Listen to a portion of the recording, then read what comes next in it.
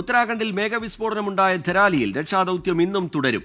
60-ലധികം പേർ അവശിഷ്ടങ്ങൾക്കിടയിൽ കുടുങ്ങിക്കിടക്കുന്നുണ്ട് എന്നാണ് നിഗമനം. ഇതുവരെ 190 പേരെ രക്ഷപ്പെടുത്തിയതായി മുഖ്യമന്ത്രി പുഷ്കർ സിംഗ് ധാമി അറിയിച്ചു. മേഖലയിൽ കുടുങ്ങിയ 28-അംഗ മലയാളി സംഘം സുരക്ഷിതരാണ്. ബൽറാം നെടുങ്ങാടി ധരാലിയിൽ നിന്ന് ഏറ്റവും പുതിയ വിവരങ്ങളുമായി ചേരുന്നുണ്ട്. ബൽറാം, രക്ഷാദൌത്യം തുടരുന്നുണ്ട്. സാധ്യമായ എല്ലാ സംവിധാനങ്ങളെയും അതിന് ഉപയോഗപ്പെടുത്തുന്നുണ്ട്. അതിനിടയിലും കാലാവസ്ഥയൊക്കെ ചില ഘട്ടങ്ങളിൽ വെല്ലുവിളിയായി നിൽക്കുന്നു. പക്ഷേ കഴിഞ്ഞ മണിക്കൂറുകളിലൊക്കെ മഴ അല്പം മാറി നിൽക്കുന്നുണ്ട്. കനത്ത മഴ മാറി നിൽക്കുന്നുണ്ട് എന്നുള്ളത് ആശ്വാസകരമാണ്. ഇന്നത്തെ ദൗത്യം എങ്ങനെയായിരിക്കും, അതിന്റെ വിശദാംശങ്ങൾ എന്താണ്? ഒപ്പം തന്നെ മലയാളികളുടെ കാര്യത്തിൽ അവർ സുരക്ഷിതരാണ് എന്ന അറിയിപ്പ് ഇവിടെ കിട്ടിയിട്ടുണ്ട്. അവരെ നാട്ടിലേക്ക് എത്തിക്കുന്ന അടക്കമുള്ള നടപടികൾ ഇനി എങ്ങനെയായിരിക്കും ബൽറാം?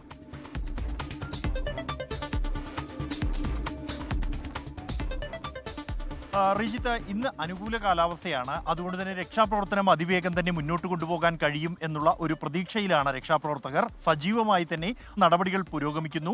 പ്രത്യേകിച്ച് ഞാനിപ്പോൾ നിൽക്കുന്നത് ബട്ട്വാഡിയിലെ ഈ കഴിഞ്ഞ ദിവസം NDRF എയർലിഫ്റ്റിങ്ങിനായി ഉപയോഗിച്ച ഹെലിപാഡിലാണ്.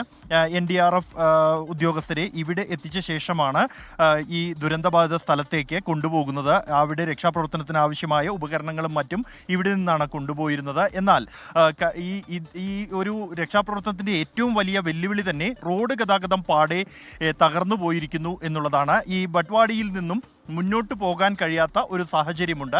അവിടെ നമുക്ക് ദൃശ്യങ്ങളിൽ കാണാം, വാഹനങ്ങൾ, ആംബുലൻസുകൾ അടക്കമുള്ള വാഹനങ്ങൾ ഇപ്പോഴും അവിടെ കെട്ടിക്കിടക്കുകയാണ്. മുന്നോട്ട് പോകാൻ കഴിയാത്ത സാഹചര്യം.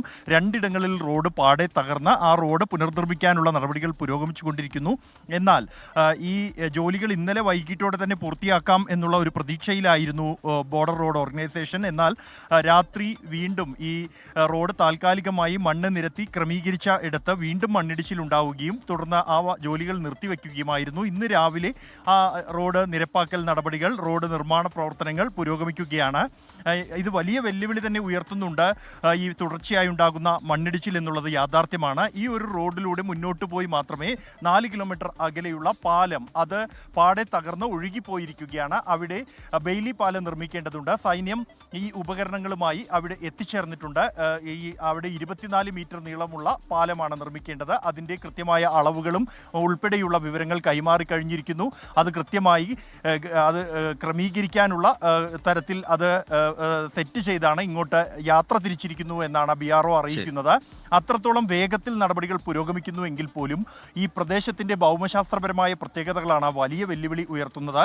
ഇപ്പോൾ NDRFിൻ്റെ സംഘങ്ങളെ അവിടേക്ക് നിയോഗിച്ചിട്ടുണ്ടെങ്കിൽ പോലും അവിടെ എത്തിച്ചേരാൻ പോലും കഴിഞ്ഞിട്ടില്ല. ആദ്യ ടീം അവിടെ കഴിഞ്ഞ ദുരന്തമുണ്ടായി മണിക്കൂറുകൾക്ക് ശേഷമാണ് എത്തിയത്. ഇന്നലെ ഏതാണ്ട് 60ഓളം പേരെയാണ് എയർലിഫ്റ്റ് ചെയ്യാൻ കഴിഞ്ഞത്. ഇതൊരു ചെറിയ ഹെലിപാഡ് ആയതുകൊണ്ട് തന്നെ ഇവിടെ നിന്നും ചെറിയ ഹെലികോപ്റ്ററുകൾ ഇറക്കി പരമാവധി 6 പേർക്ക് മാത്രമാണ് ഒരു തവണ ഇവിടെ നിന്നും കയറി പോകാൻ കഴിയുന്നത്. കാരണം ഈ രക്ഷാപ്രവർത്തനത്തിന് വേണ്ടിയുള്ള ഉപകരണങ്ങൾ, കയറ്, മൺവെട്ടി, കോടാലി അടക്കമുള്ള ഉപകരണങ്ങൾ കൊണ്ടുപോകേണ്ടതുണ്ട് എന്നതുകൊണ്ട് തന്നെ 3 മുതൽ 6 വരെ ആളുകൾക്ക് മാത്രമാണ് ഒരേ സമയം യാത്ര ചെയ്യാൻ കഴിയുന്നത്. ഇന്നലെ ഏതാണ്ട് 18 തവണയോളമാണ് ഈ ഒരു ഹെലിപാഡിൽ നിന്നും സർവീസ് നടത്തിയത്. എന്നാൽ ഇന്ന് സർവീസ്